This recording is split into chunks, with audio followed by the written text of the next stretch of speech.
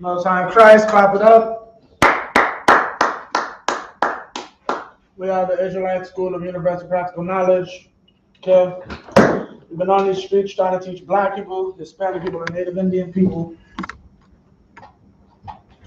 We've been trying to teach blacks, Hispanics, and Native Indians that they are the true Jews of the Bible. The Israelites that went through captivity inside of Egypt are the same people that went through captivity inside of America. Right? Okay, we go out and we prove this. Why is it important?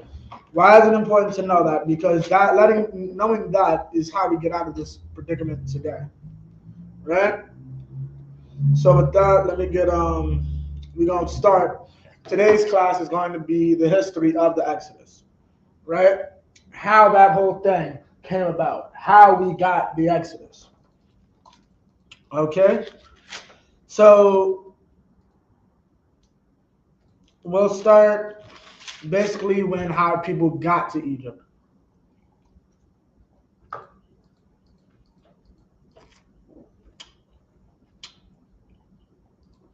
We'll do a bit of history and background before we do that. Anyone who blatantly studies the scriptures is familiar with Abraham's origin under the Chaldees. Everyone knows Abraham came from a place known as Ur of the Chaldees. The Chaldees are the white people of Babylon. Just like white people are the head race inside of America, the Chaldees were the group of Africans basically responsible for Babylon. It was certainly created by Nimrod, but those in power became known as the Chaldeans. The reason I bring this up is because during the time of Abraham, leading into the time of Jacob, Babylon was the world superpower, right? Babylon would be what you would call America. Another way to look at it, for those who are a little better with history, Greece and Rome. Greece at one time was the world superpower. Then over time, this other group of Europeans began to rise up in the power known as the Romans, and they ended up superseding the Greeks. This is what happened with the Babylonians and the Egyptians. Now, I'm not going to say it's completely on the events we're about to say, but this event definitely helped boost Egypt's power and finances on a global scale, or what would have been a global scale during that time period.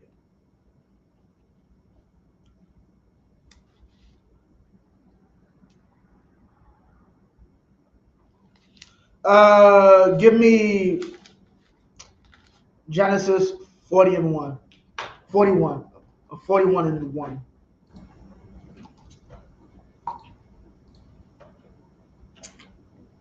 Longer the story short,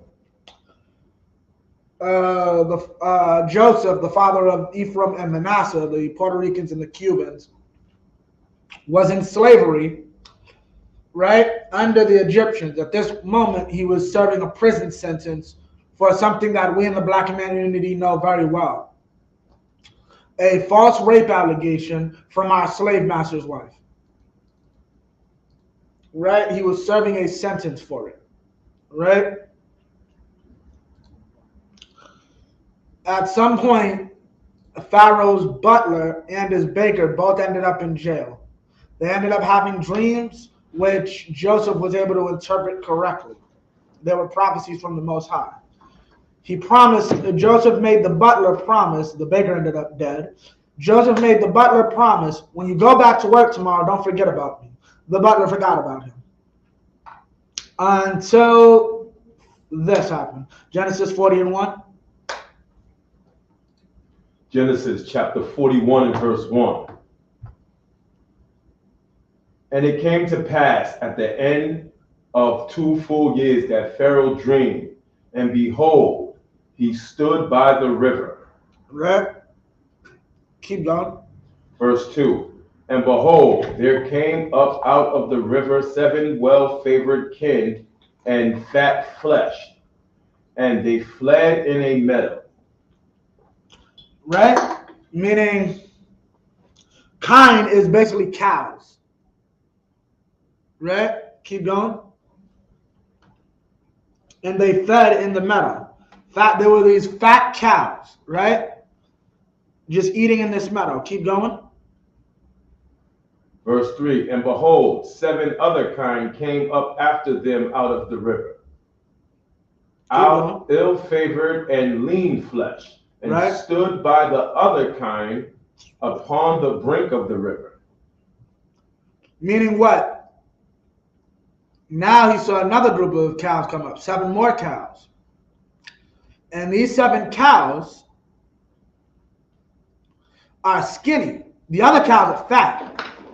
But these 7 cows are all skinny. Right? So let's see what happens next. Verse 4. Verse 4. And the ill-favored and lean flesh kine did eat up the 7 well-favored and fat kine. So Pharaoh awoke. Meaning what? The skinny cows came up and ate the fat cows. And Pharaoh woke up out the dream like shook. Verse 5. Verse 5. And he slept and dreamed the second time, and behold, 7 ears of corn came up upon one stalk, rank and good. Right?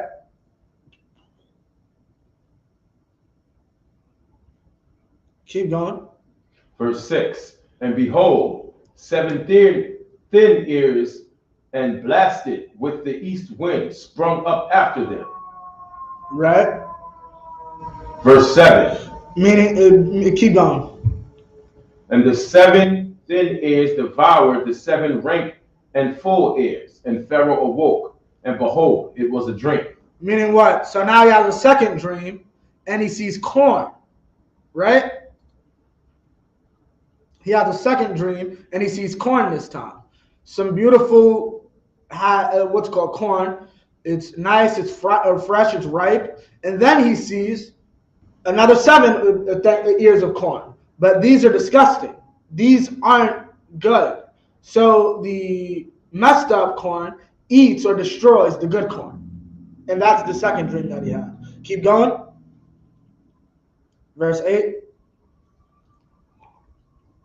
Verse 8.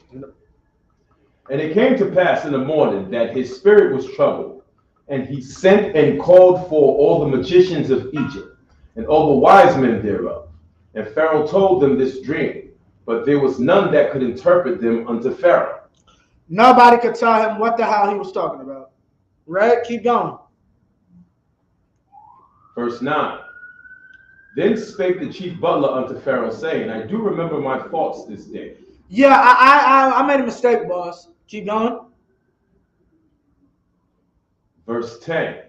Pharaoh was wroth with his servants, and put me in ward of the captain of the guard's house, both me and the chief baker. Right. Keep going. Verse 11. And we dreamed a dream in one night, I and he. We dreamed each man according to the interpretation of his dream. Keep going. Verse 12. And there was there with us a young man, a Hebrew servant, to the captain of the guard. And we told him, and he interpreted to us our dreams. To each man according to his dream he did interpret. Meaning what? He was able, they're now telling him about Joseph. Keep going. Verse 13. And it came to pass, as he interpreted to us, so it was. Meaning what he said would happen came true. Keep going. Me he restored unto mine office, and him he hanged. And him he hanged. You're going to get hanged. You're going back to work tomorrow. You're going to be exonerated of your crimes. And that's what happened the very next day. You can read that in the chapter before, chapter 40. 14. Verse 14. Then Pharaoh sent and called Joseph, and they brought him hastily out of the dungeon.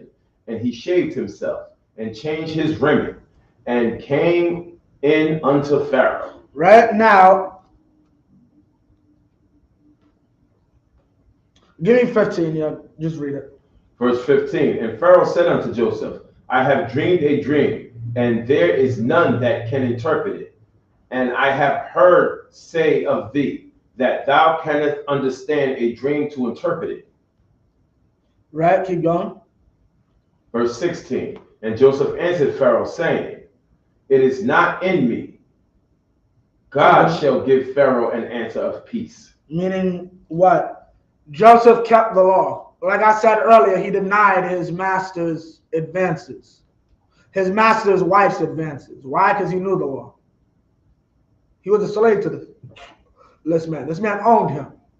But he knew, regardless of anything, that's that man's wife. I can't touch her. I can't touch her. Right? What's called? Joseph knew the Lord, so he knew that he never worshipped Egyptian gods. He never took on the ideas of his pagan masters.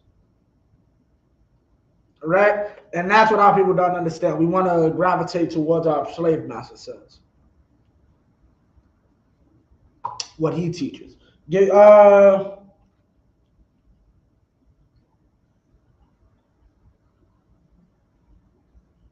25. We're going to skip up. Verse 25. And Joseph said unto Pharaoh, the dream of the Pharaoh is one. God has showed Pharaoh what he is about to do. Meaning what? Both the dreams are the same thing. There are two dreams that are telling you the same thing. Notice there's 7 good cows and 7 good ears of corn. Then there's 7 skinny cows and 7 bad ears of corn. Right? Both the dreams are telling you the same thing. Keep going. Verse 26. Right. The 7 good kine are 7 years, and the 7 good ears are 7 years. The dream is one. Meaning they both represent the same thing. The 7 good cows and the 7 good ears of corn. Keep going. Verse 27. And the 7 thin and ill-favored kine that came up after them are 7 years, and the 7 empty ears blasted with the east wind shall be 7 years of famine. Shall be 7 years of famine. So this is the prophecy. Verse 28. Yeah, come. This is the thing which I have spoken unto Pharaoh, which God is about to do. He showeth unto Pharaoh. 29. 29. Behold, there come 7 years of great plenty throughout all the land of Egypt. Throughout what? All the land of Egypt. Keep going. Verse 30. And there shall arise after them 7 years of famine. And after that, so you're going to have 7 years of surplus, just mad food. Right? And this isn't even just produce, because when you have a lot of produce, like your animals are happier. When your animals are happier, they procreate more. So you're going to have a lot of everything, plenty, right? Throughout all of Egypt. Notice it didn't say the world. It didn't say the world would be blessed. It said Egypt would. Keep going.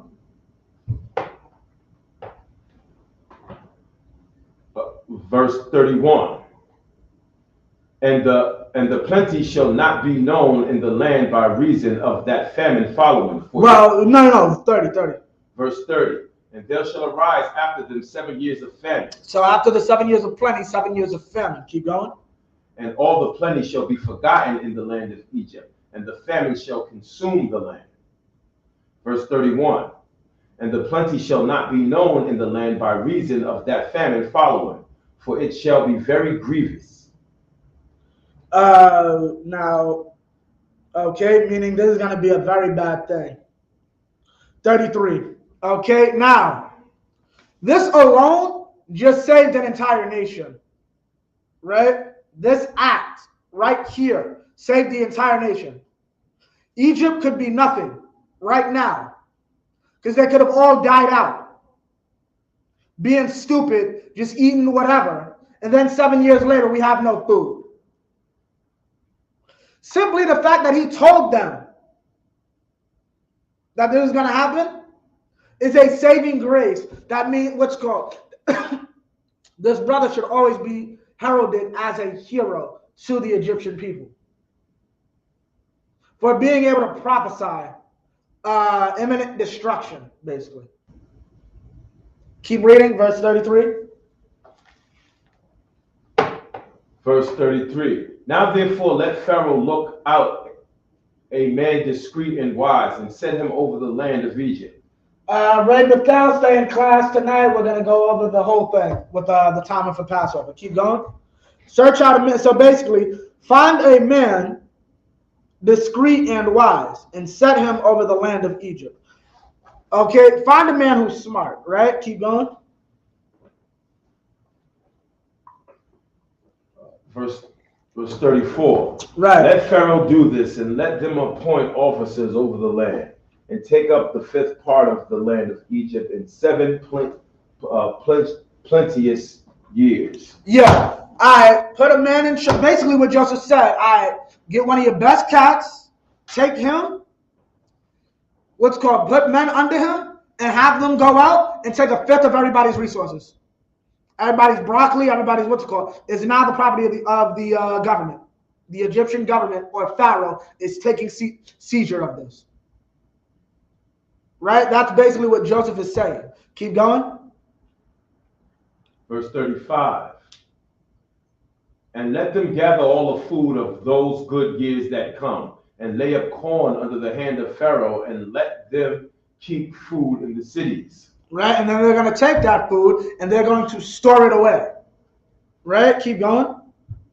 Verse 36. And that food shall be for store to the land against the 7 years of famine, which shall be in the land of Egypt, that the land perish not through the famine. Meaning what? So Joseph just basically saved the entire nation of Egypt by giving them basically food shelters, food drives.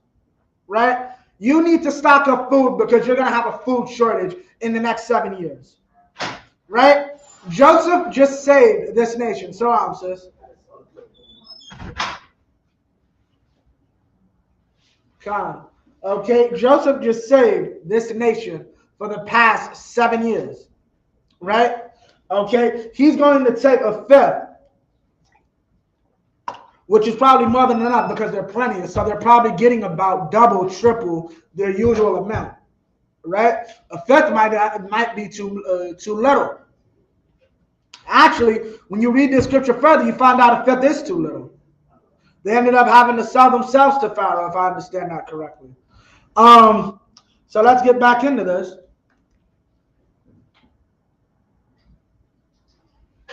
(37) And the thing was good in the eyes of Pharaoh and in the eyes of all his servants. Right? And Pharaoh said unto his servants, can we find such a one as this is, a man in whom the Spirit of God is? These Egyptians at this point recognize this man was sent by God to fix their race, to save their nation. Right? So they're saying, who will be this great man? And even Pharaoh's servants are saying, it should be this guy. Right?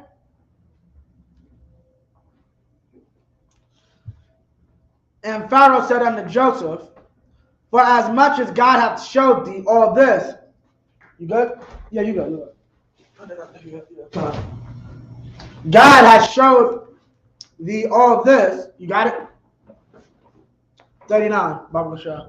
Verse 39. And Pharaoh said unto Joseph, for as much as God has showed thee all this, There is none so discreet and wise as thou art. Well, you was the man to give the prophecy, so I don't think there's anybody smarter than you, right? That's what the king of Egypt told Joseph. Keep going. Keep going because we gotta. Well, the next part is verse 40. Thou shalt be over my house, and according unto thy word shall all my people be ruled. Only in the throne will I be greater than thou. Meaning what? Joseph just literally became the vice president of all of Egypt. All of Egypt now has to listen to this Hebrew. This first generation Israelite, literally. Keep going. Verse 41. And Pharaoh said unto Joseph, see, I have set thee over all the land of Egypt. 42. Verse 42. And Pharaoh took off his ring from his hand and put it upon Joseph's hand, and arrayed him in vestures of fine linen, and put a gold chain about his neck. Yeah, remember yesterday this guy was locked up, basically serving a life sentence. Right? He kept his integrity. Right? And that's the point to realize about Joseph. That's the true story of Joseph. Everybody want to harp on the whole brothers and all that, yeah. But at the end of the day, the true story of Joseph is integrity. He kept his integrity and who he was.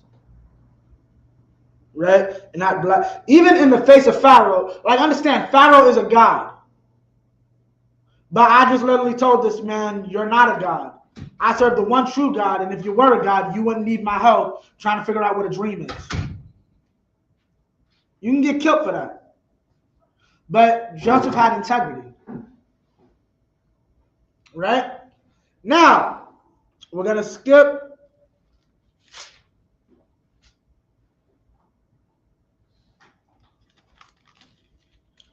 Salakia, give me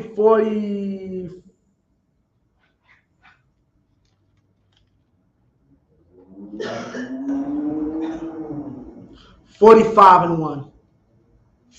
So we're gonna skip all this. The famine, the plenty years happened. Shalom, sis. We're doing a history of the Passover tonight. We're in Genesis 45 and verse 1.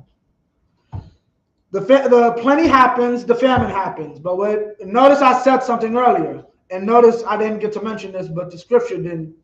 The scripture is very specific. Egypt had plenty, and then a famine came. Notice Egypt got the plenty, then the famine came. It doesn't say Egypt got a famine. You know why? Because Egypt wasn't the only ones to get the famine. The famine stretched all the way into Canaan, where Jacob and his children were living, Joseph's relatives. Long of the story short, there's no food out here. I heard the Egyptians got food. He sends his 10 sons, because Joseph's dead, and he doesn't want to let go of Benjamin, to get food. Long of the story short, Joseph sees them. They don't recognize him. You're a spy. No, we're not. Okay, I'll be nice and give you food this time. Next time, you got to bring your baby brother, which is his full brother, because they have the same mother. Long of the story short, Jacob says no when it comes around to the second time. Judah's like, look, if something happens to him, just kill me. All right, cool. They bring Benjamin. Joseph tells them to put a cup, his goblet, his silver goblet. I wish I had one up here. Inside of Benjamin's stuff. Benjamin robbed me, put him in prison. Judah's like, yeah, that can't happen. If that's the case, put me in jail for his crime. I'm not dealing with that. So now Joseph's like, okay, you have learned your lesson. You have learned a semblance of brotherhood for what you've done to me in my past. This is where we get to this.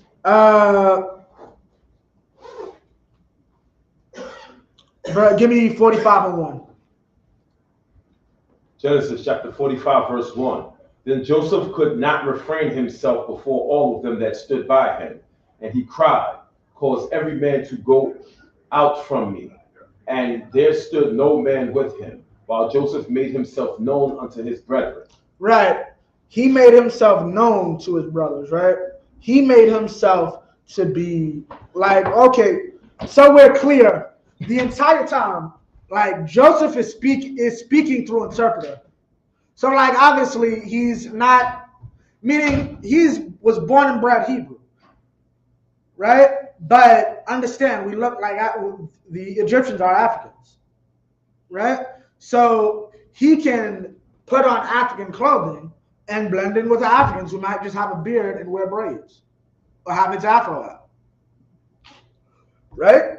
So the whole time before he reveals, I'm actually your little brother, he's literally basically like, think of it like English. English is our language, right? But I'm in Spain, so everybody expects me to be Spanish or speak Spanish. So no. And they're going to talk to them. This is what he said. Y'all are spies. Yo, why does nigga think we spies? They don't realize in their mind, I only speak Spanish. But they don't realize I speak English and understand every goddamn word you're saying.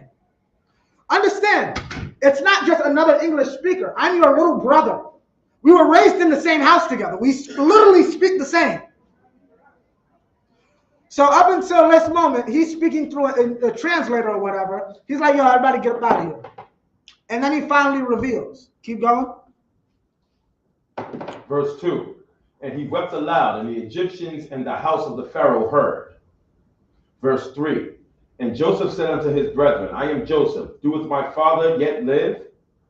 And his brethren could not answer him, for they were troubled at his presence. They sold this nigga when he was 17. Now he's the president of a country. Salakia. Like, imagine that. You sell your little brother off as a slave. You come looking for food. Yeah, I'm the president.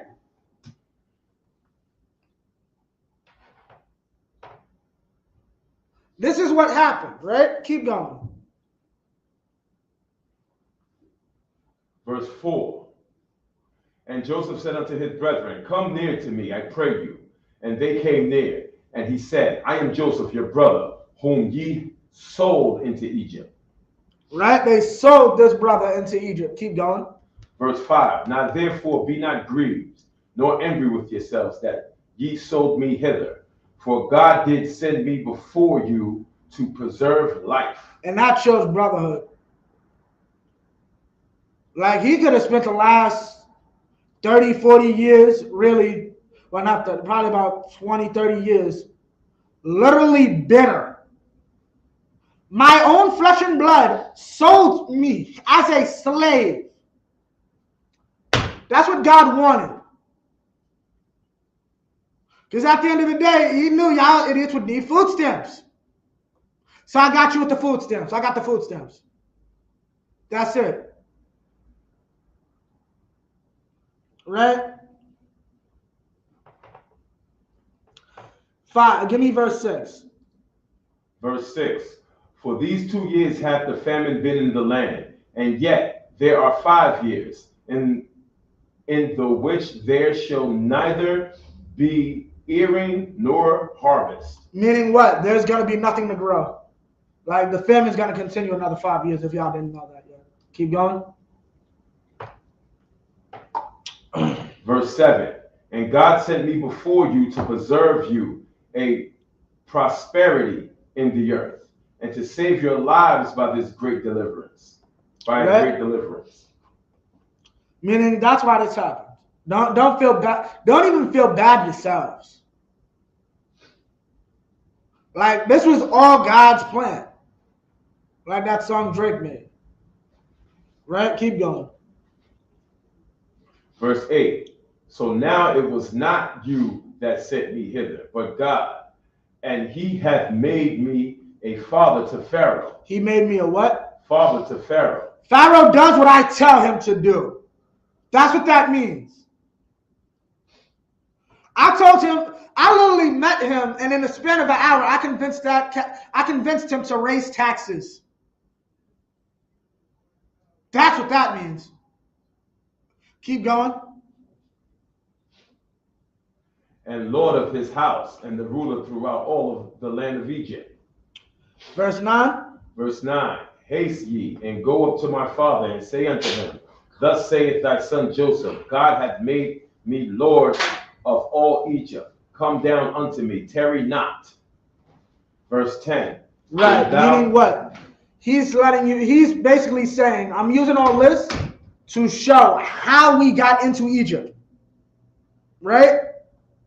We did not force our way in. We weren't even technical refugees to a point. We were half invited, and you're going to find that out. Read. Verse 10. And thou shalt dwell in the land of Goshen, and thou shalt be near unto me, thou and thy children, and thy children's children, and thy flocks, and thy herds, and all that thou hast. And this is the most extreme brotherhood. Like, once again, your literal older brothers sold you into slavery. Why? Because your daddy liked you a little more.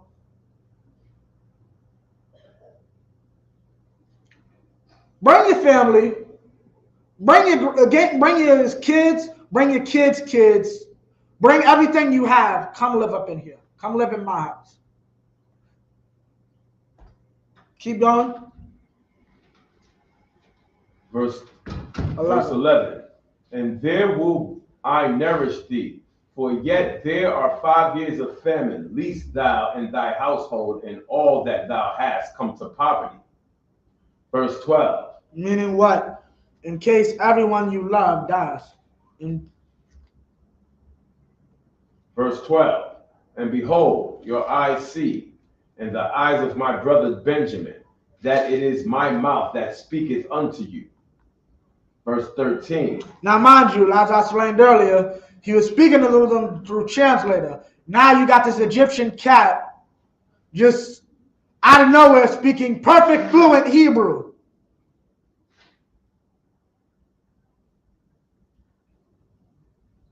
And they're just flabbergasted, like, what?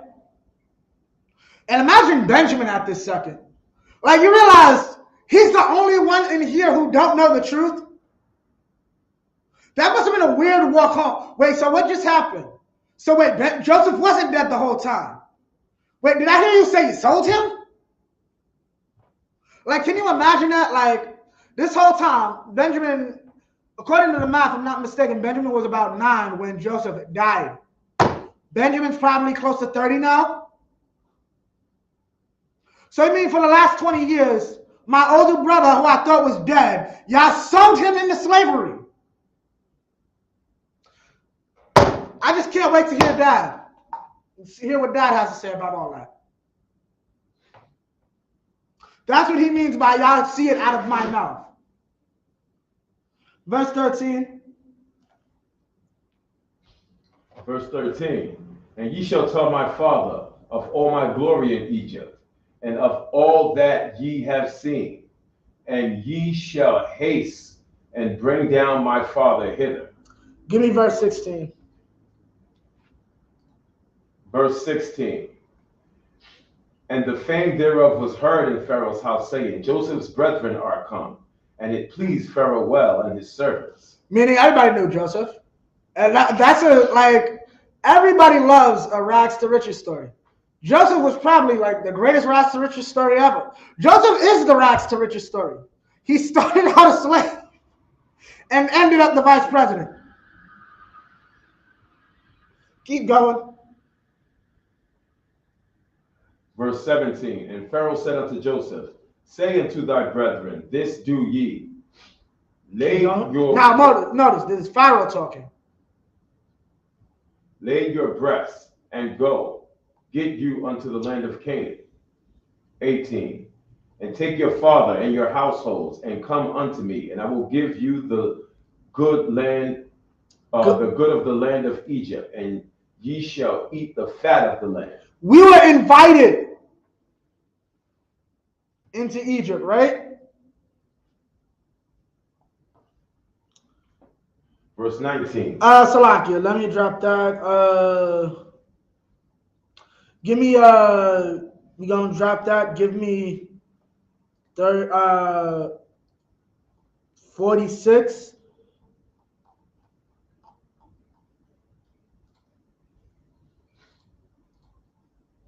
And 31. Now we're gonna figure out what we did once we got into the actual borders of Egypt. Because we didn't just enter Egypt Read 31.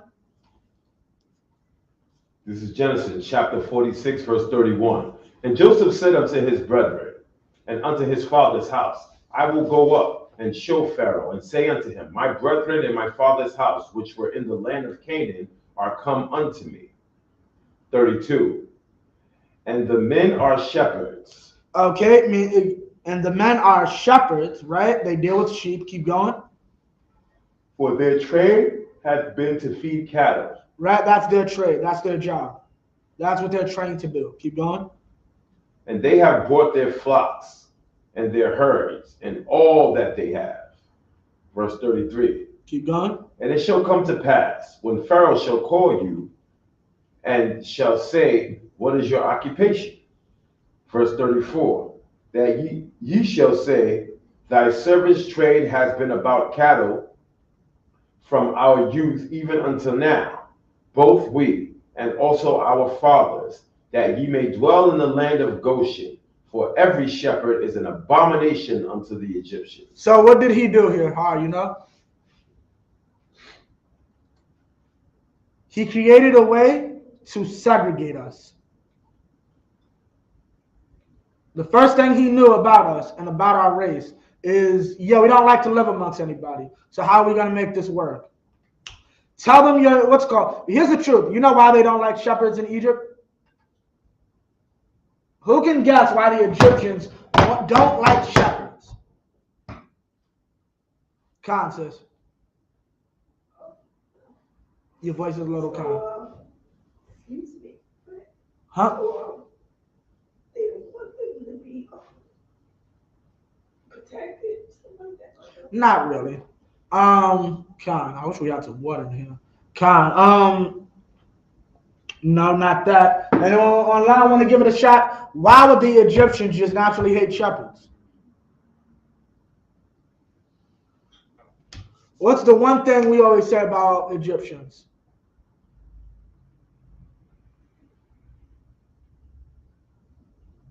Anybody online want to give it a shot? You know? What's the one thing we always say about Egyptians? Like Kemet.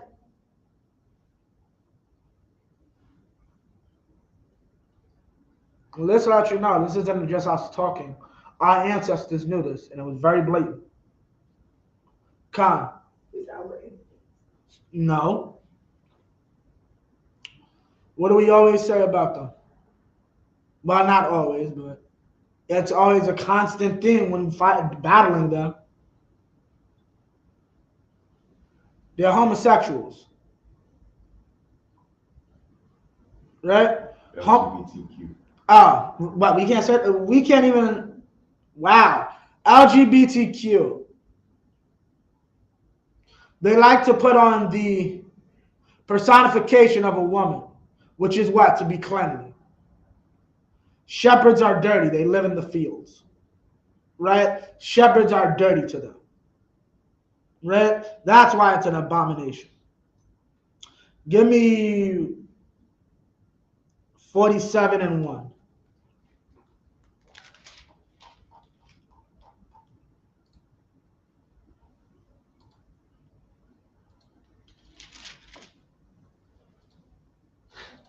Genesis chapter 47, verse 1.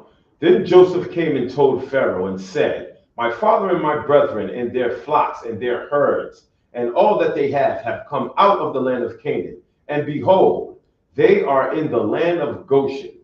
Right, keep going. Verse 2. And he took some of his brethren, even 5 men, and presented them unto Pharaoh. Right, took some of his brothers and they went to Pharaoh. Keep going. Verse 3. And Pharaoh said unto his brethren, What is your occupation? And they said unto Pharaoh, Thy servants are shepherds, both we and also our fathers. Right, keep going. So they're following Joseph's instruction, right? Verse 4. They said moreover to Pharaoh, For to sojourn in the land when we come, for thy servants have no pasture for their flocks, for the famine is sore in the land of Canaan. Right. Now therefore we pray thee, let thy servants dwell in the land of Goshen. Let your servants dwell in the land of Goshen, meaning what's called, we need land to deal with all these sheep, right? Keep going, and goats, keep going. Verse 5. And Pharaoh spake unto Joseph, saying, Thy father and thy brethren are come unto thee. Keep going. Verse 6, the land of Egypt is before thee. In the best of the land, make thy father and brethren to dwell. Right. In the land of Goshen, let them dwell. And if thou knowest any men of activity among them, then make them rulers over my cattle. Meaning what? Handle my sheep too. Like, you know how high a paying job that is? You're not watching anybody's sheep. You're watching the king's sheep. That's his personal food and his personal clothing. And that's the best of the best of the best. And you're probably getting paid top dollar. So what does that mean? If you were son number 16 and you didn't get any sheep of your own, you get paid to watch Pharaoh's sheep. And you're making top dollar off it. Right? And that's what this is talking about. Why am I bringing all this out? To show how we got inside of Egypt and how we got to the point we are. Baba Shah, if you could drop that now, give me Exodus 2 and 1. Right? So now that whole generation passes. Jacob and Joseph and his brothers die. About 200 years pass. Give me verse 5. You good? Oh, yeah, come.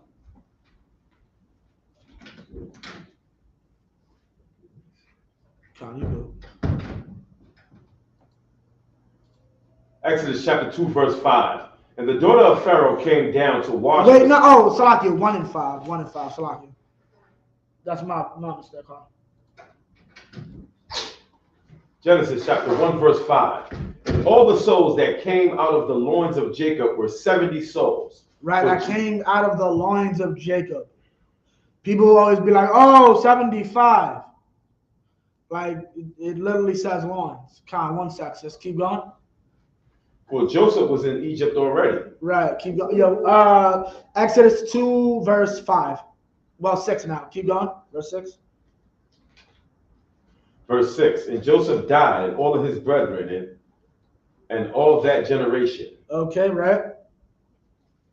Verse 7. And the children of Israel were fruitful, and increased abundantly, and multiplied, and waxed exceedingly mighty, and the land was filled with them. So after this, right, this is about a 200 gap between the start of our captivity in Egypt and between Joseph and the start of our captivity. You good, sis? You good? I understand. I can't. This Exodus 2, verse 5. Exodus 1, verse 6. 1 and 6. Con. 1 and 8, actually. Now, so we grew within this 200-year time. Now, at the end of that, this is what happened. Verse 8. Verse 8. Now there arose up a new king over Egypt, which Donald Trump. Read that again. Now there arose up a new king over Egypt. Joe Biden. Read that again. Now there rose up a new king over Egypt. Bill Clinton. Read that again.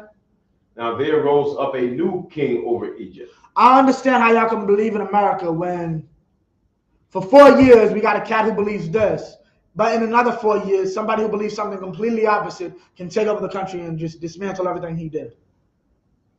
What type of system is that for anyone to live in? Especially a system where the other side really don't like you, quote unquote. Both sides don't like you, but Republicans are at least honest about it. Keep going. Verse 9. And he said unto his people, behold, the people of the children. Wait, read that again, which you knew not. Verse 8.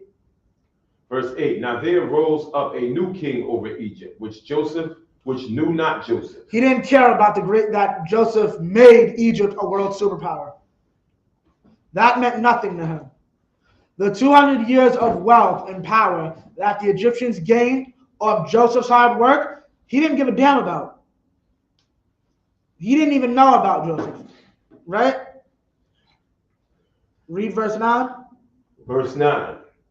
He said unto his people, behold, the people of the children of Israel are more and mightier than we. Right? They're smart. There's a lot of them. And they're stronger than us. Keep going. Verse 10. Now, mind you, we did this in 200 years. You know how old Mizraim is? Noah. Mizraim, or the Egyptians, are a direct descendant of Noah's son Ham. And in 200 years, we dwarfed them in population. Why? They're members of the LGBTQ community, and we're against the LGBTQ community. I wonder why. Keep going. Verse 10. Come on, let us deal wisely with them. Let us deal wisely with them, because there's more of them, and they're stronger than us. Right? Keep going. Lest they multiply. Right? And it come to pass that when there falleth out any war, they join also unto our enemies and fight against us. Right. And so get them up out of the land. What does it mean to get them up out of the land? Integrate them. For 200 years, we've allowed you to have Goshen peacefully. Unfettered, nobody bothered you. Those were your communities, segregated communities for the Hebrews. Right? Let's not do that anymore. Integrate them. Get them up out of the land. Right? That's what that's talking about. Give me verse 11. Verse 11. Therefore they did set over them taskmasters to afflict them with their burdens. Right. And they built for Pharaoh treasure cities, Pithom and Ramses. Meaning what? They built cities for them. Treasure cities are like New York, LA, Chicago. Places where our oppressor makes all of his wealth. Keep going. Verse 13. And the Egyptians... No, verse 12. It's like it, verse 12. But the more they afflicted them, the more they multiplied and grew.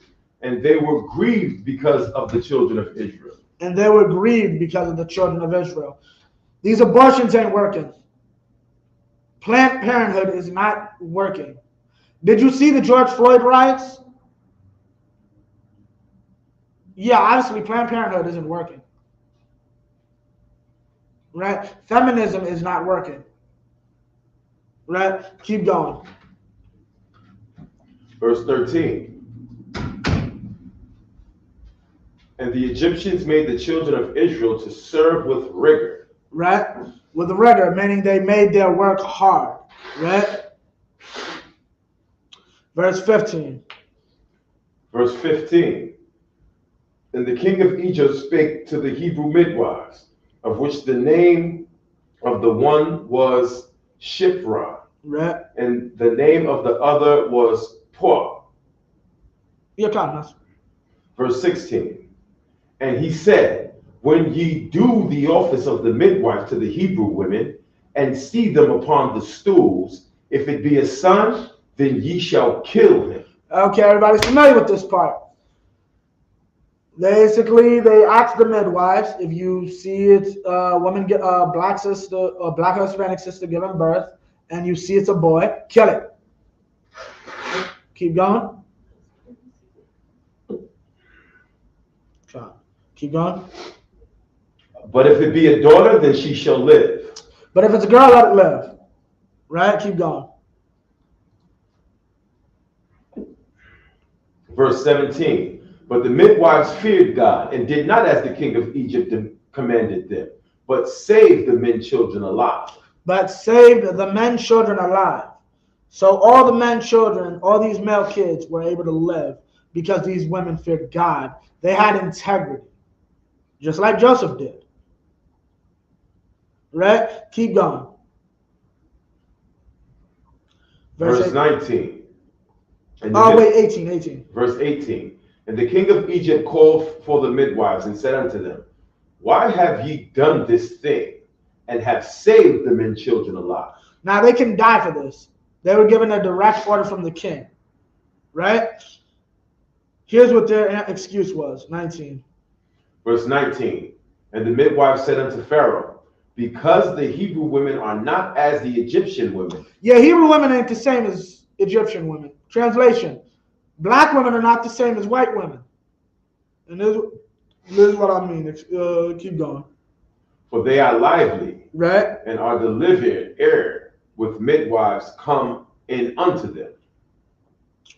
Meaning they are what does it mean they are lively? Have you ever watched Love and Hip Hop, Your Highness? Have you ever watched Basketball Wives? You know that show where every week black women just choose to start fighting in the middle of a goddamn restaurant, in the middle of a street? Hebrew women are lively. Translation: have you seen Love and Hip Hop? That's what they do over words and men. You want me to try to kidnap and then kill their baby, and you think that's going to work out well for me? Of course I couldn't fulfill the job. The shorty tried to sucker punch me. The minute I'm trying to hand her the baby, and she sucker punches me. I couldn't kill that. And Pharaoh had to admit, yeah, Hebrew women are crazy. That's what this verse is talking about. They're not white women. They're not Egyptian women, which are very, what's a good word to use, huh? Like, meek, I guess. Like, sit in a corner type. Keep going. Like, you get, I can right here, right now, imagine you getting away with some white woman's baby. Give me my baby! Give me my, try that with a black and a Hispanic woman today. There's not enough drugs in her system that will stop her from getting to you. I was born with health complications. They had to rush me out the room. My mother said, where the hell are you going with my child? I'm changing colors. My mother's like, the hell are you doing? I understand. In a way, they're lying, but in a way they're not. Because at the end of the day, that's true. Which is why they were able to get away with it. Because Pharaoh had to be, I've seen Love and Hip Hop. I've seen how Hebrew women can be. Keep going. Verse 20. Therefore God dealt with them the midwives, and the people multiplied, and waxed very mighty. Right? Verse 21. Right? So that didn't work out. 22. Verse 22. And Pharaoh charged all his people, saying, every son that is born ye shall cast into the river, and every daughter ye shall save alive. Meaning what? He had to just give it to the people. Because he knew at that time, we had integrity. We had enough integrity to not kill our own children. But yet, you go up and see all these sisters supporting Planned Parenthood, even working for the company and advocating for it. You got senators and congressmen. The same, you can't say the B word now, huh? Well, yeah, you can say the B word, what's called. But evil women that were praying to God when Trump supporters wanted to kill them are the same ones supporting the murder of children. They got videos of these senators, please God, God be with us, God. I know you have the power, God, as Republicans storm the Capitol. You can also find a video, I had an abortion and it was the best decision of my life because I can be a senator now. I get to be a congresswoman. I'm not going to talk about how that raises your chances for breast cancer. I'm not going to talk about how old women end up hearing babies cry out of nowhere when they're all alone because the guilt gets to them. I'm not going to mention that. I got to be a senator and a congresswoman. So abortions are good.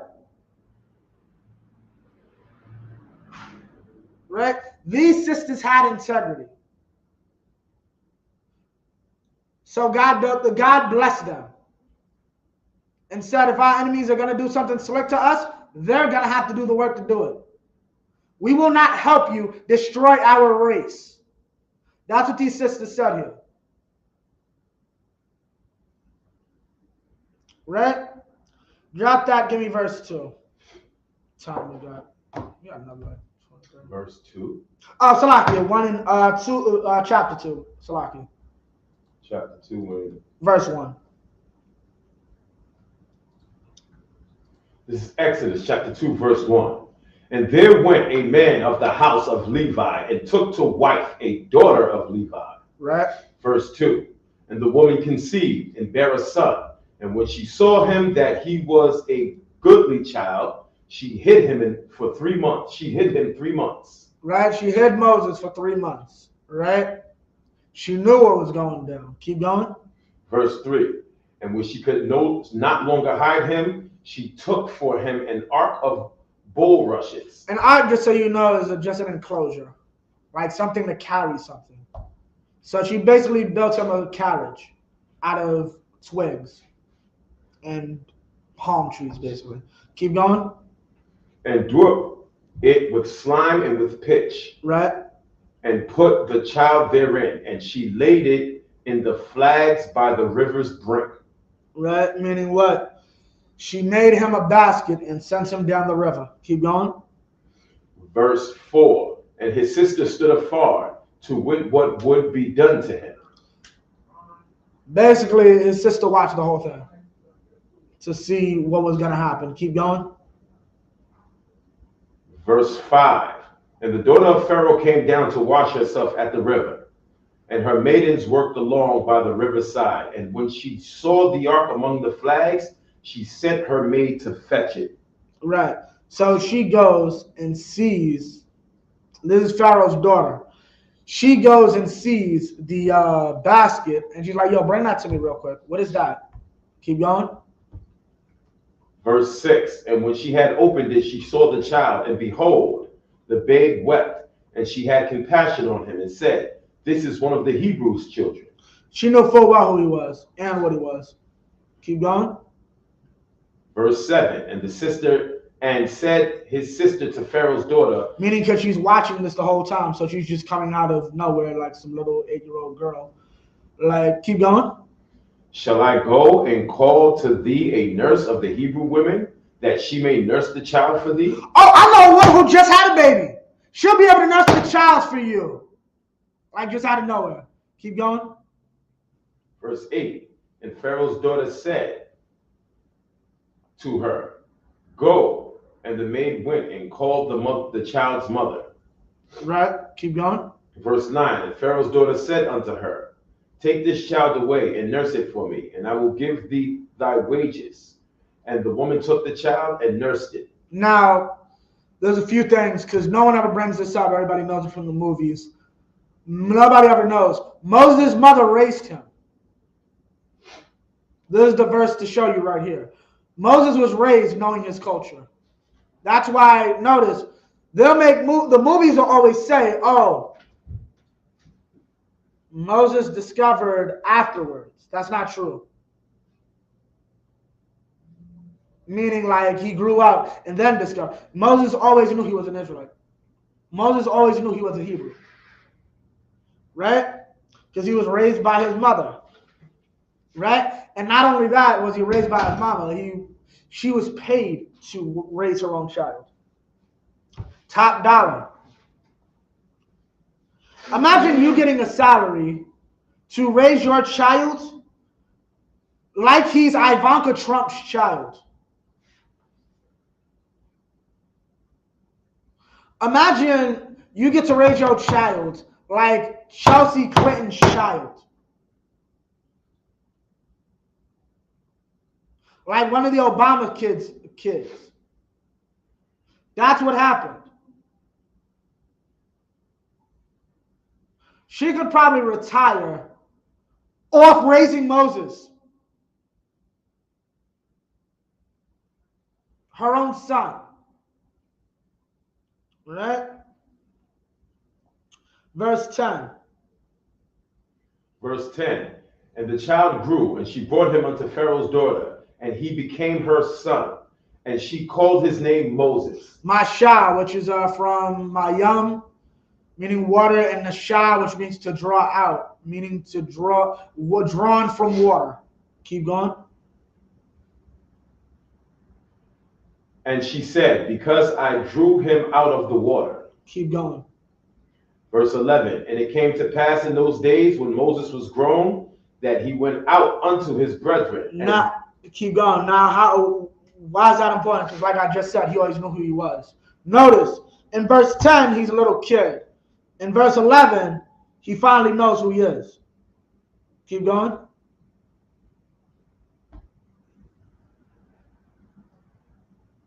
And he Because went unto his brethren, and looked on their burdens.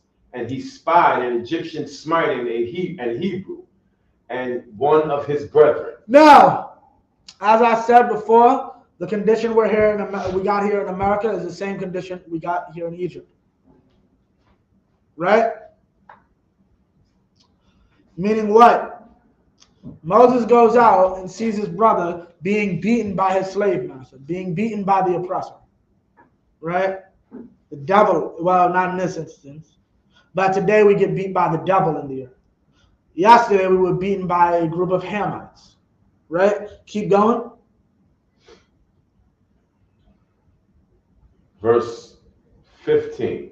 Verse 12. 12. It's like verse 12. Right. And he looked this way and that way. Why is he looking this way and that way?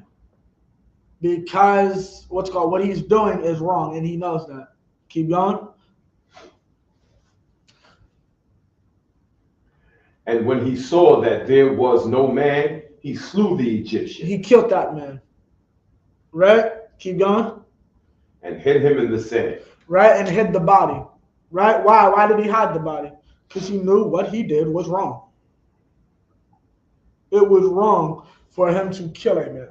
Right? It is wrong for you to go out and try to get guns and kill our oppressor. Right? It will not work, and it is evil. That is murder. 13. Verse 13. And when he went out the second day, behold. So, Salaki, the first day, he goes out and he sees us being beat by our oppressors. The second day he goes out, what does he see? Verse 13. And when he went out the second day, behold, 2 men of the Hebrews strove together. Fighting together. That's what strove means. Keep going. Now, so the first day he sees us being beat by our oppressor. The second day he basically sees us beating ourselves.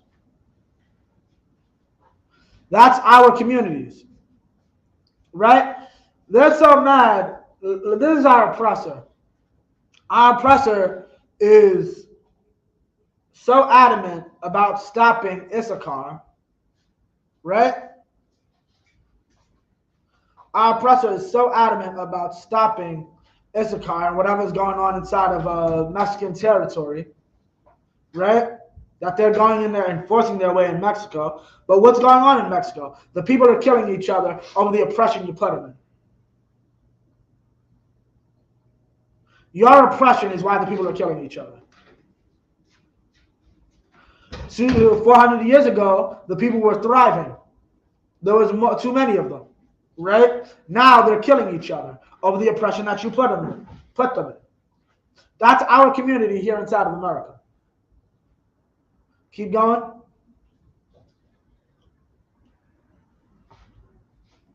And he said to him that did the wrong, wherefore smitest thou thy fellow? Why are you fighting your brother? Why are you hurting this man?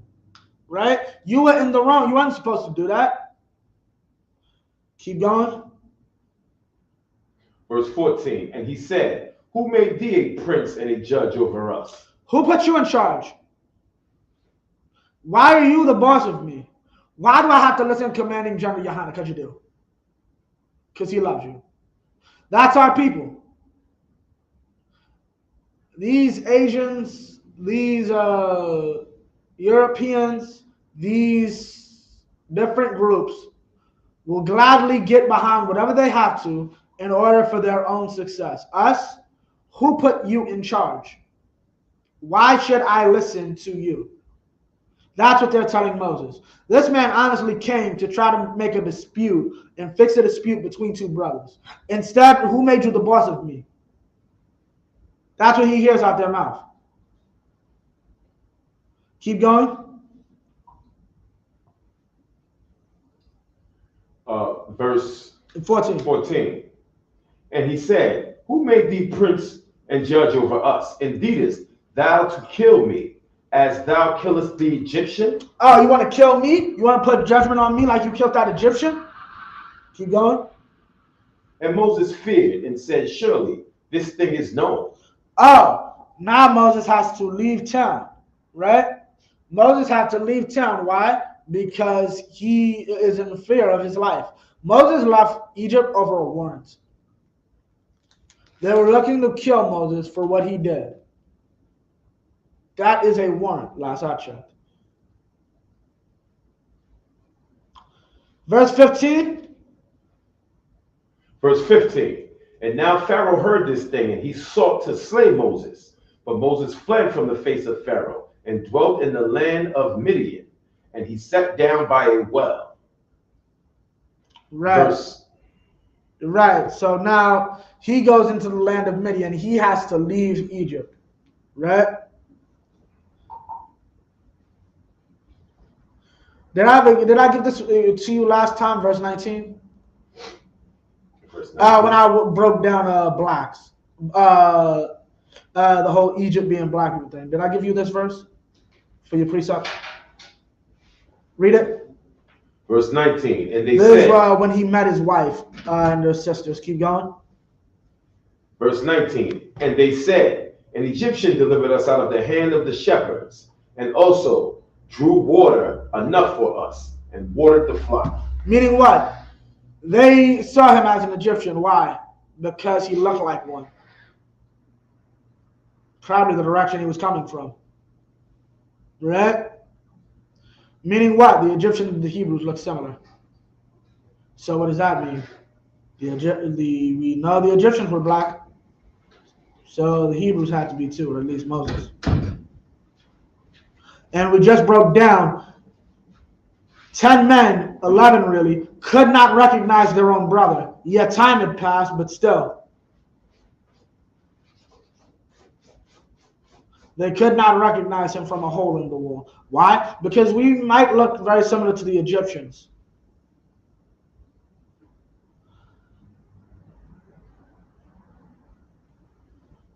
Give me 3 and 1.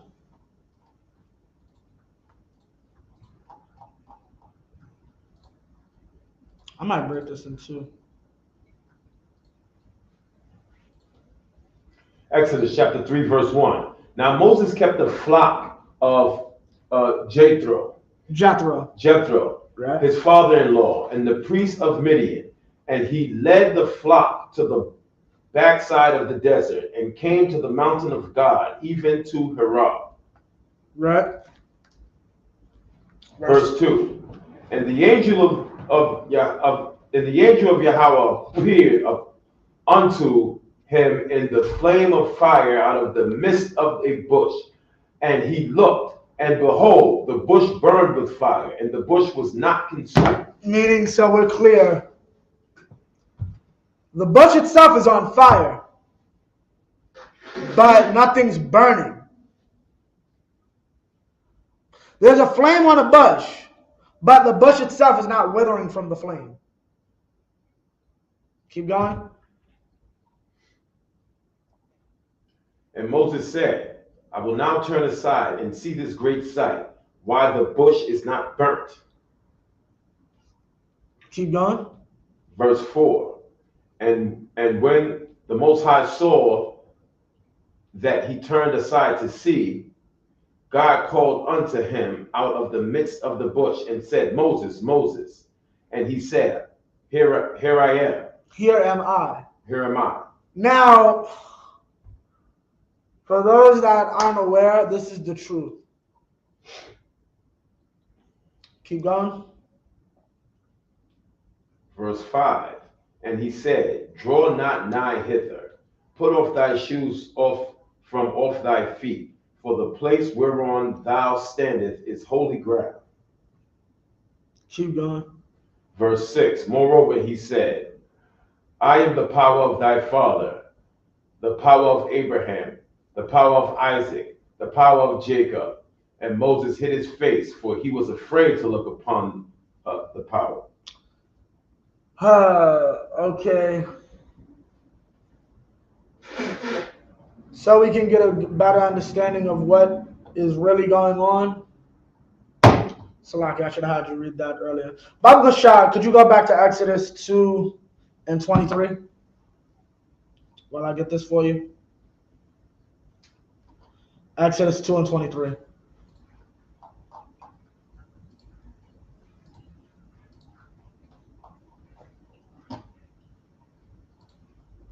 Exodus chapter 2, verse 23. And it came to pass in process of time that the king of Egypt died, and the children of Israel sighed by reason of the bondage. They sighed by reason of the bondage. Keep going. And they cried, and their cry came up unto the power by the reason of the bondage. By reason of the bondage. Keep going. Verse 24. And the power heard their groaning, and the power remembered his covenant with Abraham, with Isaac, and with Jacob. Right? So that's why all this is happening. That's why he came to Moses in chapter 3. Keep going. Verse 25. Verse 25. And the power looked upon the children of Israel, and the power had respect unto them.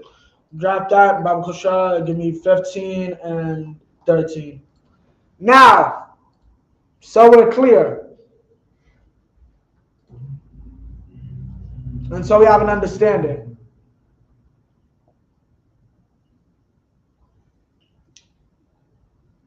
No one has really physically talked to God, as far as we know, as the scriptures give, between Jacob and Moses, to a point. Between that, there were no prophets. Nobody talked to God. Right? But between Joseph and Moses, everybody taught the Most High. Everybody taught the Most High to their kids. Everybody taught that there was a covenant or a contract made between our ancestors, Abraham, Isaac, and Jacob.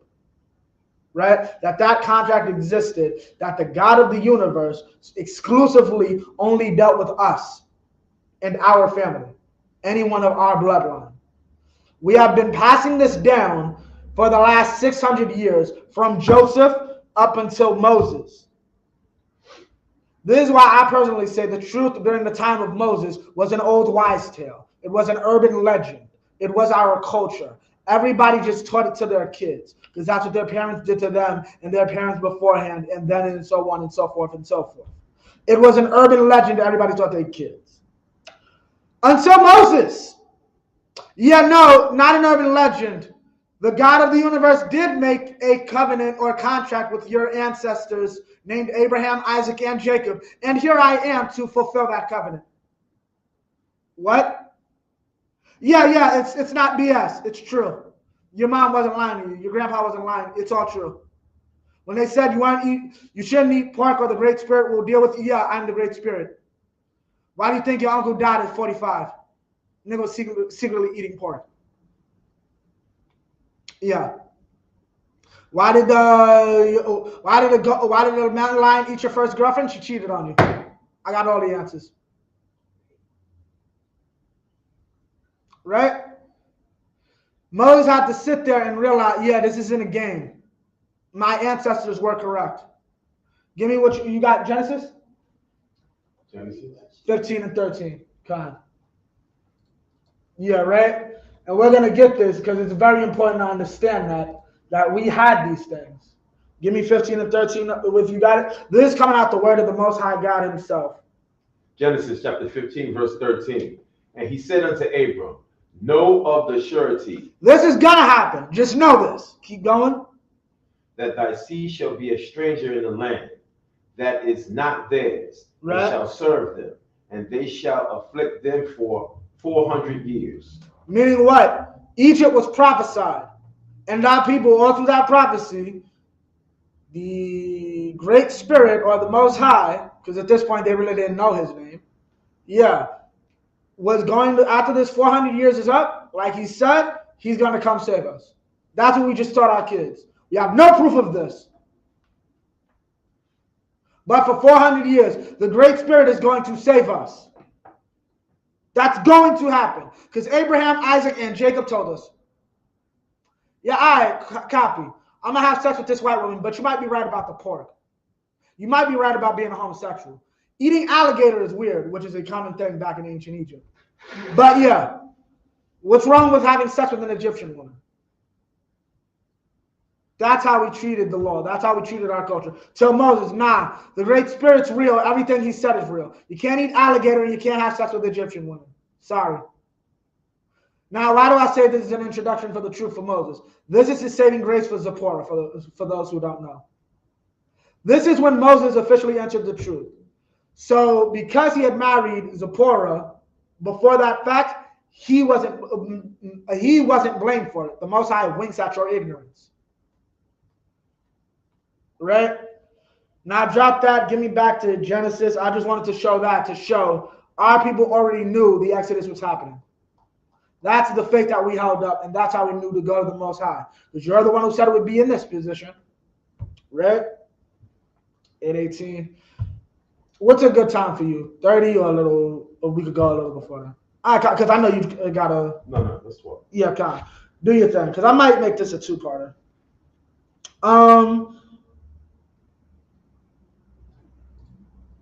Give me verse 7. 3 and 7. 3 and 7. Yeah, come on. 3 and 7. Salakia. Exodus 3 and 7.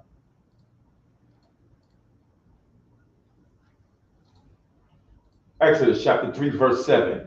And the eyes of them both were open. No, that's Genesis. Salakia.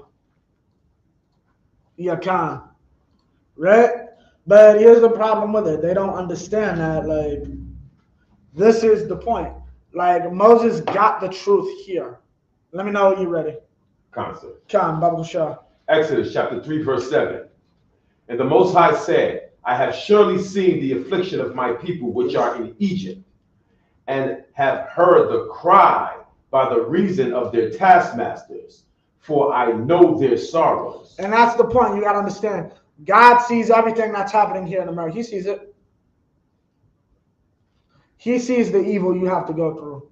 Like, you got to understand, at the end of the day, you're evil for your abortion. But at the end of the day, you're evil for being a stripper, right? But here's the thing about it. ATO, their poverty rates and the cost of living there and employment are horrible. You know why that is? Because ATO is a place where they want you to be a stripper. Here's what you're guilty of: not being able to fight. They're guilty of putting you inside of an evil situation.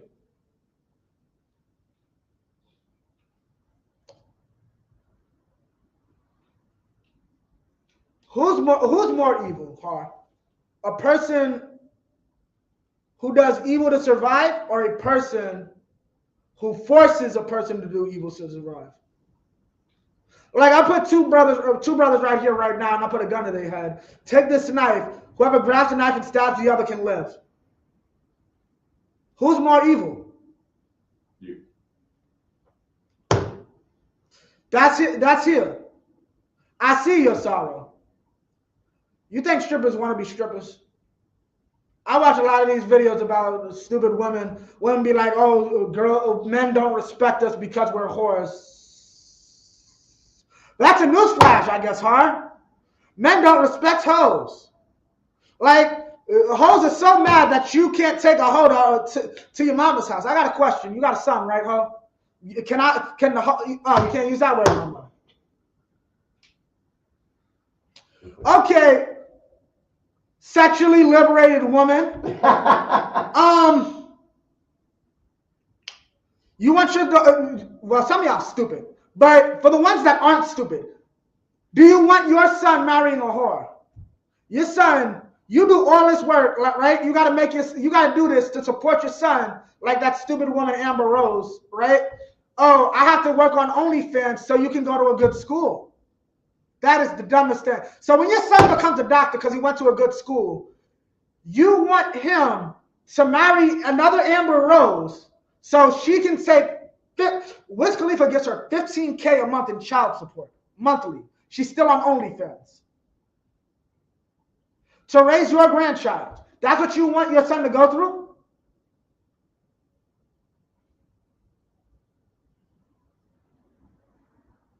Right? And that's the problem. A lot of people don't get this. A lot of people don't get, he sees the sorrow. Here's the problem. He doesn't give a damn about the evil you do. Kill me. In that situation, the option is kill me. It's a choice between kill my brother or die myself. Kill me. I'd give you this option if you told me to eat pork. Kill me. I'm not going to kill my brother. That's why he had respect unto them. You get put in an evil situation and just quickly go to evil. That's the logical thing to do. I don't have money to take care of a baby, so I'm going to just kill it. That's illogical to you. Keep going. Verse 8. Verse 8. And I am come down to deliver them out of the hand of the Egyptians, and to bring them up out of that land unto a good land and a large, unto a land flowing with milk and honey, Right. unto a place of the Canaanites, and the Hittites, and the Amorites, and the Perizzites, and the Hivites, and the Jebusites. Verse Right. 9. Now, meaning these Canaanite nations, right? Keep going.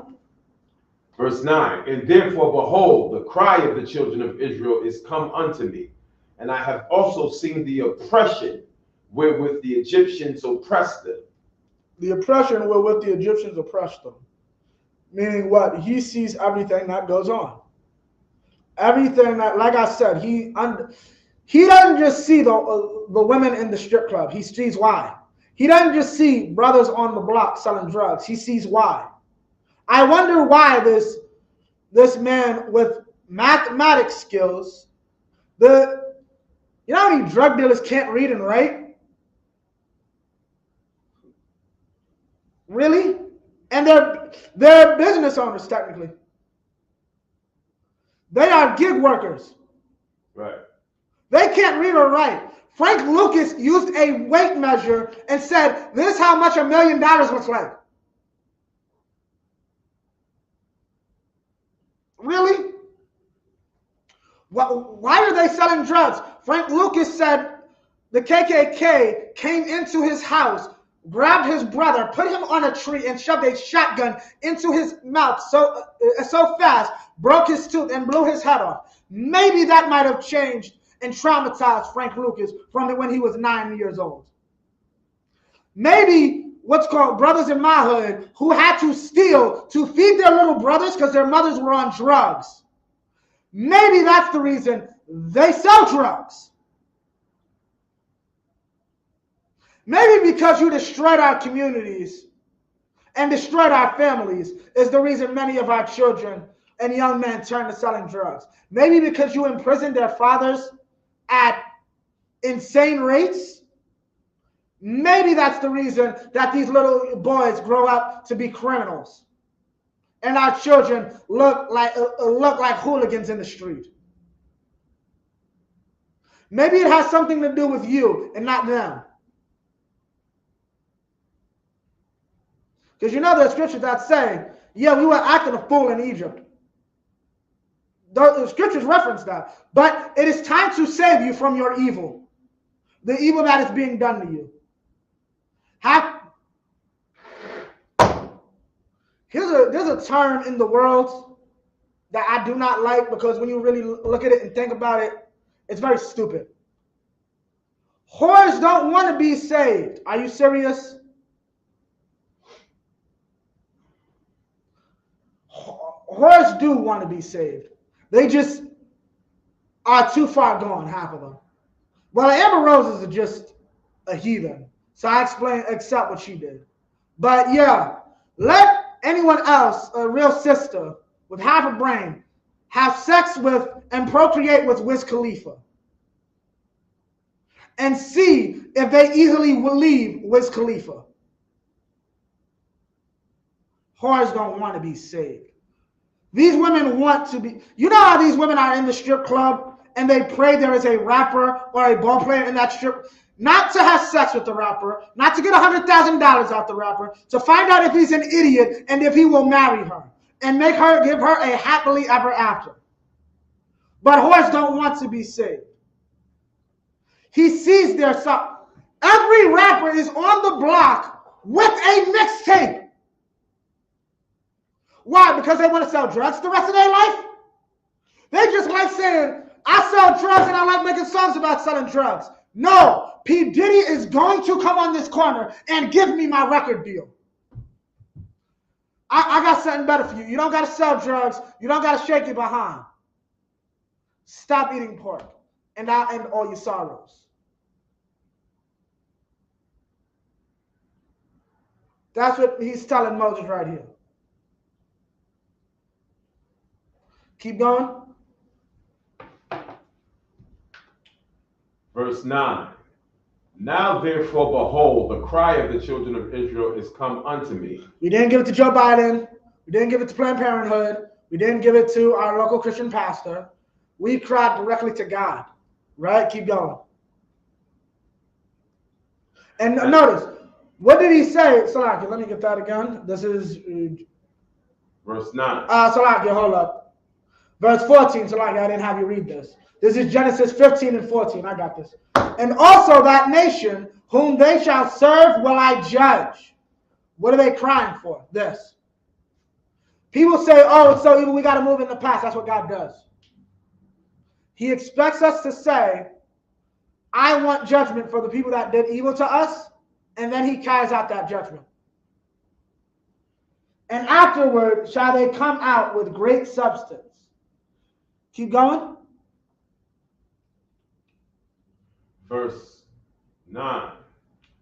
And therefore, behold, the cry of the children of Israel is come unto me, and I have also seen the oppression wherewith the Egyptians oppressed them. Verse 10. Verse 10.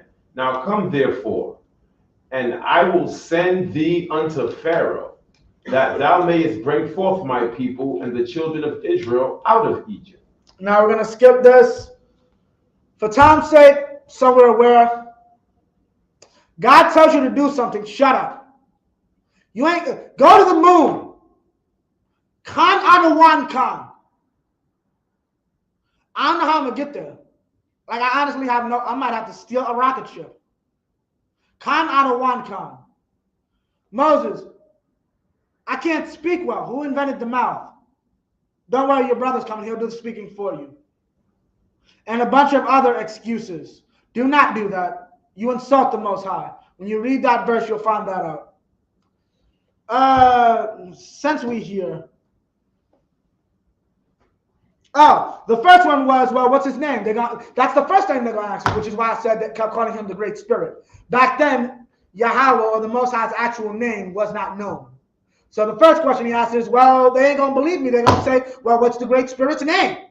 Or what's the Great Power's name? She's like, so read verse 14, because people get this messed up, and I'll answer it just for those idiots. Verse 14. And the power said unto Moses, I am that I am. And he said, thus shalt thou say unto the children of Israel, I am hath sent me unto you. So hard question. If I tell you, tell them I am, he is, I am that I am. What are you going to say? If you got to answer. Like somebody tells me, you say, tell them I am that I am. What am I going to say out of my mouth? Am I going to say, who is he? I am that I am? Or am I going to say, he is who he is? That's what this verse is saying. Tell them I am that I am. He is who he is. Who is he? The great power. That's what we've known him as this whole time, right? Then call him that. He is who he is, the great power. But since y'all want to be so picky, and since you, Moses, want to come out your face asking about a goddamn name, no sweat. Read verse 15. Verse 15. And the power said moreover unto Moses, thus shalt thou say unto the children of Israel. So we're clear. Verse 14, he's messing with Moses. Tell him I am that I am sent you. Right? Okay, but you need a name, no sweat. I got you. Tell them this. And the power said moreover unto Moses, thus shalt thou say unto the children of Israel, the most high power of your fathers, the Yahweh, Alahaya, Abathka, Khan. Alahaya, Abraham, Alahaya, Yatzak, Alahaya, Yahweh. Keep reading. The power of Abraham, the power of Isaac, and the power of Jacob hath sent me unto you. This is my name. My what? My name. My what? My name. The Lord God, God of Abraham, God of Isaac, God of Jacob. Do I have to repeat it in the Hebrew again? If y'all want, just put it in the chat. I'll say it again slowly. I'll even look it up to make sure I'm saying it correctly. I'm pretty sure I'm 100% correct, but Khan. That's his name. Keep going in that verse. Finish it off. This is my name forever. And For this, what? Forever. Keep going. And this is my memorial unto all generations. Memorial, that word in Hebrew is zakar, which means to remember. This is how you remember God. Yahweh. Yahweh is his name. It's very clear. It's right there. Yeah, I don't understand how can 15 exist, but y'all still want to run to 14? This is my name. He doesn't say that about I am. You don't see I am anywhere else in the scriptures. Keep going. Verse 16. Go and gather the elders of Israel together and say unto them, the most high power of your fathers, the power of Abraham, of Isaac, and of Jacob appeared unto me, saying, I have surely visited you and seen that which is done to you in Egypt. Verse 17. Verse 17. And I have said, I will bring you up out of the affliction of Egypt unto the land of the Canaanites, and of the Hittites, and of the Amorites, and of the Perizzites, and of the Hivites, and of the Jebusites, unto the land flowing with milk and honey. Right, milk and honey. For those that are unaware, milk, where does milk come from? Cows. Or people don't usually drink it, but goats also give milk. People drink goat milk. Meaning what? Livestock. Where does honey come from? Do you know, sis? Huh? Yes, but where do the bees get it from? A little more. Yes, that's good, but vegetation, it's pollen. They make it out of pollen, right? That's what it is. It's a land full of livestock and vegetation. It's a beautiful, lush land, right? Keep going. Verse 18. And they shall hearken to thy voice, and thou shalt come, thou and the elders of Israel, unto the king of Egypt. And ye shall say unto them, the most high power of the Hebrews hath met with us. And now let us go, we beseech thee, 3 days' journey into the wilderness, that we may sacrifice to the Most High our power. And that's what this is about. I might end off a little early, see if there's anything in the chat. Bubble share real quick. That's what this whole thing is about. I'm gonna have the brother read it again. But yeah, that's another thing that these movies do not tell you. The Exodus had nothing to do with our freedom. Moses did not tell Pharaoh to let my people go. That is a lie. Moses never told Pharaoh, let the Hebrews go. Get rid of your slaves.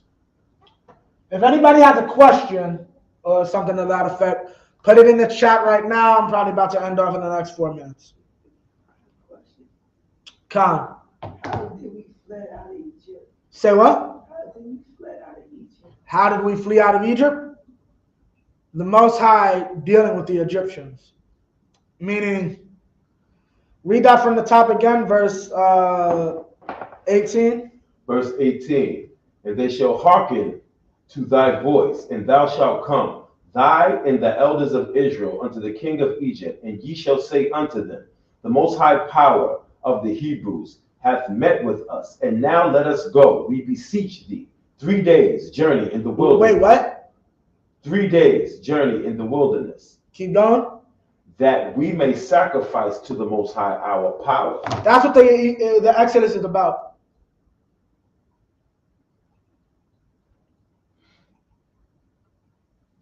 So we're clear. And this is so evil that they do not teach this and show this. Probably because they don't want people being able to see forest for trees. But the Exodus is not about the Egyptians wanting to get rid of their slaves. It had nothing to do with the abolition of Hebrew slavery inside of Egypt. The Exodus and the plagues were simply because Pharaoh refused to give us 3 days off of work. It wasn't free the Hebrews. Our personal God said that we should go into the woods for 3 days just to honor and sacrifice to him. We kill some lambs, we kill some cows, right? We have a feast, we have a ball for 3 days. We come right back to work. And because of that, Egypt was destroyed. Because that king, that Hamite, would not give us 3 days off of work, his entire nation crumbled. It got to a point after plague 6 or 7, the Egyptians were begging him because, to my knowledge, the Hebrews were privately owned by Pharaoh himself. Just like us in America. What's it called? For those that don't know, and this is so simple because it's simple. How many of y'all know emancipation is not a release of property or a release of goods, and it's an exchange of goods? Emancipation, like the Emancipation Proclamation, that word literally means to exchange goods. You look it up. So what does that mean? You weren't freed by the Emancipation Proclamation. The government just bought you. You don't believe me? Look up. Plantation owners were compensated for their loss of property. I think they got about what would be considered, I looked this up a while back, so it's probably more like, when I looked it up about 5, 6, like a few years ago, it was 2,000. What would have been considered 2,000. Today, it's probably closer to like 2,500, 3,000 a slave. So they got all the hundreds of years of wealth, generational wealth that their parents made, all the money they made. Then they got about 25 to 3,000 just to let you go. This is no different than Egypt. Right? And we're going to break it off. Why am I breaking this down? The Lord's annual Passover, Ray Bethel, I don't know if you're still in the chat, but this is to your question. The Lord's annual Passover this year is on April 1st at sundown. Okay, that is the Passover. That is the only Passover that the Lord accepts. You cannot make up your own Passover date. Okay, you must go with the accepted Passover date that we get from the traditions of old. Traditions that have been held up for the last, what is this, the 54th, right? 54 years. You got idiots, Rise Again, our brother, head priest Ariah, who will say, oh, my teacher died. My teacher died. I miss my teacher so much. You love your teacher so much. You love Ariah so much, you changed the date of the Passover that he said. How do you love Ariah then? You don't keep what Ariah laid down. We love Ariah so much that even when Arya thought he was wrong, we said, no, sir, you were right all along. That's how much we love Arya. But y'all don't love a goddamn thing but yourselves, which is why you make your own Passovers where everybody has to dress the same. You know why? Because nobody can stand you up because you're a member of the LGBTQ. Right? The LGBTQ, the Queen's Vernacular, interestingly enough, is a purple book that teaches you all the words to know you need to know in order to be a LGBTQ member. Right? You changed the date of the Passover. You changed the ordinances that our forefathers laid down. You don't have the same integrity that Joseph had. Joseph didn't change a thing to fit in with the heathen. Joseph stayed himself. Notice, I said earlier, Joseph could understand his brothers without a translator. You know what that means? He kept up his natural language. He said, I am a Hebrew and I will continue the language. I will continue to remember the language that my forefathers taught me.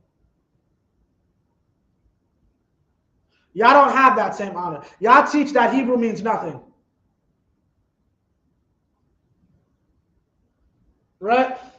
With that, the Passover will be held not this Saturday, but the Saturday after in Raleigh, North Carolina. 5 o'clock start time, right? Damn right. 5 o'clock start time. Be there, be square. Me and this brother Sahar will be here next week to finish off the Exodus, right? The Exodus, that'll probably be a short one, okay, because we just got to get through the plagues and those idiots basically trying to come back, right? But with that, I pass the class over to Priest and Officer Sahar, y'all. Wrap it up.